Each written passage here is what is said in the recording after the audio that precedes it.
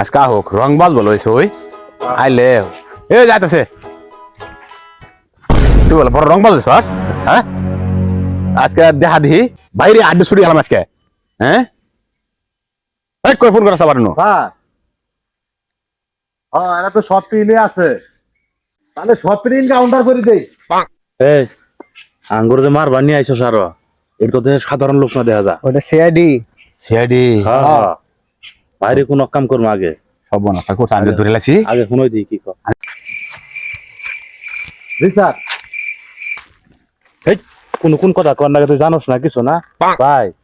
এই এলাকার মধ্যে না 70 মিটার কলা বাগান হয়ে এলে খুব উৎপাদ হয়ে গেছে গা তো দিনে 2টা করে ছাগল নিয়ে গেছে গা